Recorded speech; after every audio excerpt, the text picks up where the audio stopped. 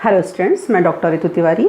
जैसा कि आप बीटेक स्टूडेंट्स के लिए मैंने फर्स्ट यूनिट स्टार्ट किया है क्वांटम मैकेनिक्स, और जिसके मैं 3 क्वेश्चंस आपको ऑलरेडी सॉल्व करवा चुकी हूँ। आज इसका 4th क्वेश्चन मैं लेके आई हूँ, और ये 4th क्वेश्चन जो है ये बहुत इंपॉर्टेंट है, as a long type important है। So you can get this question of 10 marks, 10 marks का आ सकता है। लेकिन चूंकि शॉर्ट टाइप क्वेश्चंस भी आते हैं, तो here one thing is very important, wave function, and this wave function you can get as a short type means of 4 marks. Okay, so question is what is wave function, derive time dependent and time independent Schrodinger equation.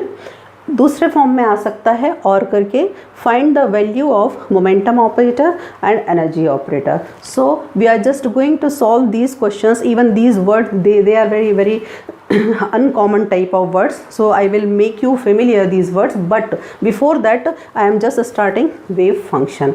So as we know that, जैसा हम जानते हैं कि every wave, her wave is characterized by the periodic variation. Periodic variation means variation with respect to time with a constant phase.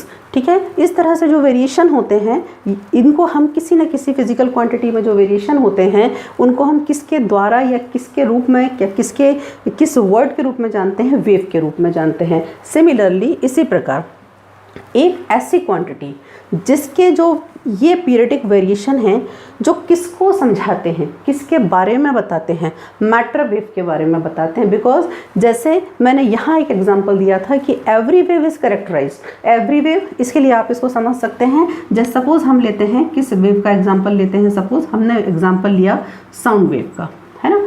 तो sound wave यदि एक position से दूसरे पोजीशन तक ट्रांसफ़र हो रही है, तो डेफिनेटली साउंड वेव में कौन सी फिजिकल क्वांटिटी में वेरिएशन हो रहे हैं। साउंड वेव में यदि कौन सी फिजिकल क्वांटिटी में होते हैं, उसको हम सभी जानते हैं। कौन सी क्वांटिटी होती है बच्चों को? प्रेशर, ठीक है ना। प्रेशर में यदि पीरियडिक वेरिएशन होते हैं तो कौन सी वेव प्रोड्यूस होती है? Sound wave. तो ये चीज़ तो समझ में आ रही है कि कोई भी वेव जो होती है, यदि वो प्रोड्यूस होती है तो डेफिनेटली किसी न किसी फिजिकल क्वांटिटी में क्या होते हैं, समय के साथ विद रिस्पेक्ट टू टाइम कुछ चेंजेस होते हैं। ठीक है, यहाँ पर मैं क्वेश्चन नंबर 1 से ही आपको क्लियर करती आ रही हूँ कि ये वेव्स ना वाटर वेव्स हैं, ये वेव्स ना लाइट वेव्स हैं, ये वेव ना साउंड वेव्स हैं, ये वेव्स क्या हैं? Matter waves. तो डेफिनेटली मैटर वेव्स के जो पीरियडिक वेरिएशन होंगे, उनको जो क्वांटिटी क्लियर करेगी, वो क्वांटिटी एक ग्रीक लेटर साई द्वारा रिप्रेजेंट की जाती है, और उस क्वांटिटी को कहते हैं क्या? वेव फंक्शन, है ना। अब क्यों पढ़ना जरूरी है, वेव फंक्शन से क्यों मैं स्टार्ट ले रही हूँ, उसका रीज़न समझिए। क्वेश्चन नंबर 1 जो था, क्वेश्चन नंबर 1 में हमने डी ब्रोगली से नेचर समझा कि every wave has dual nature, particle nature as well as wave nature. Second question में हाइजेनबर्ग ने उसकी पोजीशन और मोमेंटम में जो कि अनसर्टेनिटी थी, उसको कुछ ना कुछ सर्टेनिटी देके एच के ऑर्डर में लेकर आया, मतलब हम एक्स और पी को क्या कर पाए, कैलकुलेट कर पाए। थर्ड क्वेश्चन में हम उस जो मैटर वेव थी उसकी हम क्या निकाल पाए बच्चों? ग्रुप वेलोसिटी निकाल पाए और फेज वेलोसिटी निकाल पाए, ठीक है ना। तो 1 बाय 1 हम आगे बढ़ रहे हैं, और मैं आपको पिछले क्वेश्चन में भी क्लियर की थी कि अब हमको जो नेक्स्ट जाना है या फाइनली हमें जिस पोजीशन पर पहुंचना है, तो फाइनली डेफिनेटली हमें किस पोजीशन पर पहुंचना है? हमें पहुंचना है इक्वेशन ऑफ मोशन, यानी कि गति के समीकरण जिसको आप बोलते हैं। जैसे आप न्यूटन के पढ़े हुए हैं, न्यूटन के आपने 3 इक्वेशंस ऑफ मोशन पढ़े हुए हैं, ऐसे ही हमको श्रोडिंगर के, यानी कि हमको क्वांटम में इक्वेशन ऑफ मोशन निकालने हैं। न्यूटन के कितने इक्वेशन पढ़े हुए हैं? हमने 3 इक्वेशन पढ़े हुए हैं। ये तीनों इक्वेशंस को सब बहुत अच्छे से जानते हैं, 12th में आप लोगों ने, इवन 9th में डेराइव किए होंगे।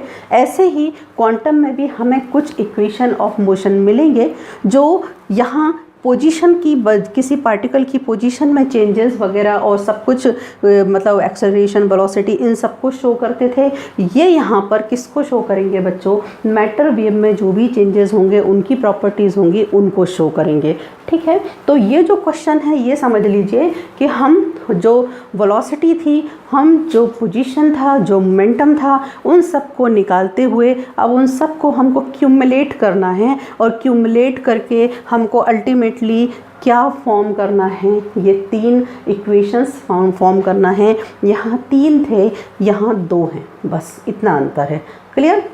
यहाँ हम किसकी हेल्प से करते थे क्लासिकल फिजिक्स में? क्लासिकल फिजिक्स में मैं आपको पिछले क्वेश्चन में क्लियर की थी कि क्लासिकल क्वेश्चन में यदि हमारे पास फिजिक्स में यदि हमारे पास x है, पोजीशन है, then we can find the velocity, then we can find the acceleration, then we can solve the equation of motion, means the most important quantity is position. And here in quantum physics x की जगह पर जो quantity बहुत important है, which quantity is most important to get the equation of motion, that is Sai.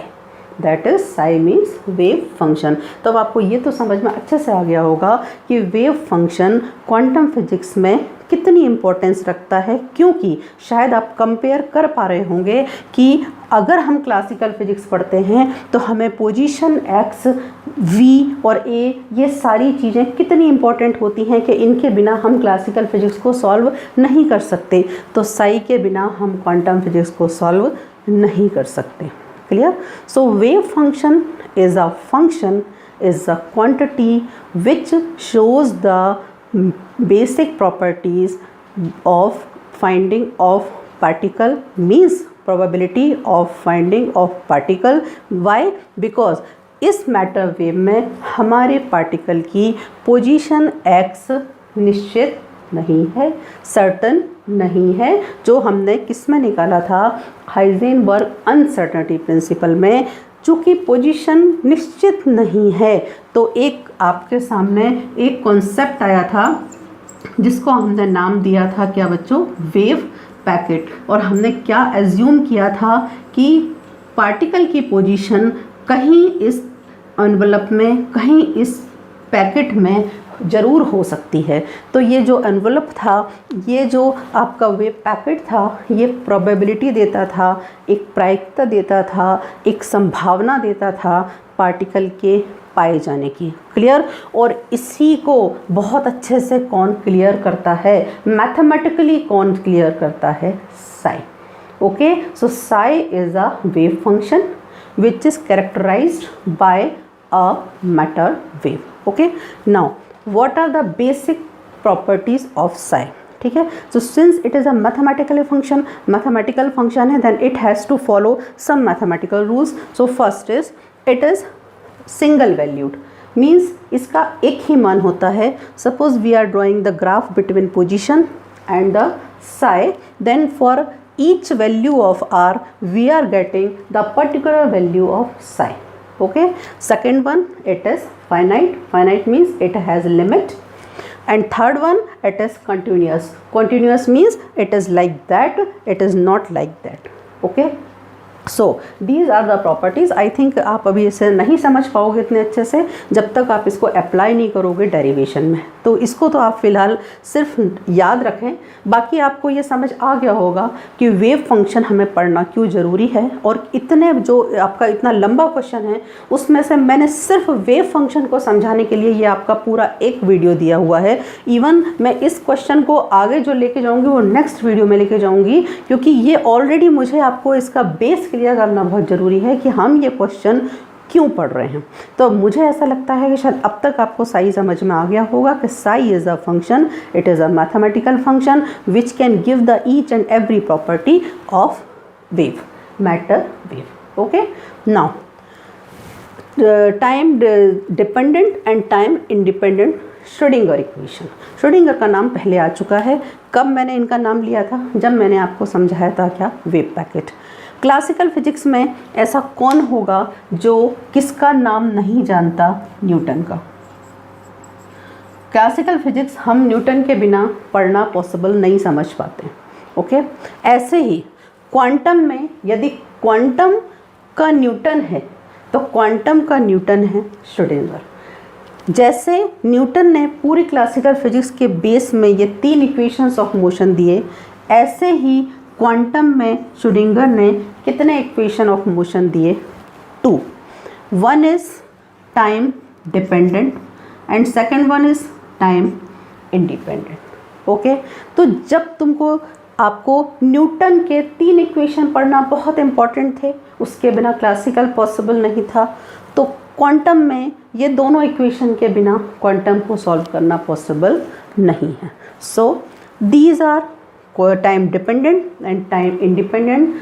These are the equations of motion, but equation of motion of matter wave.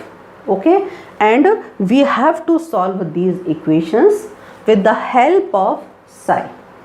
Psi is the mathematical function and which give the probability of finding the particle. Clear? Now जैसा हमको समझ आ रहा है कि psi कैसा nature रख रहा है, wave nature as well as particle nature. So mathematically psi is a complex quantity. इसको हम इस तरीके से शो कर सकते हैं, where real part is here and imaginary part is here. ठीक है, it's complex conjugate A minus IB. Clear? And if we just multiply this, so A plus IB, A minus IB is equals to A square plus B square, means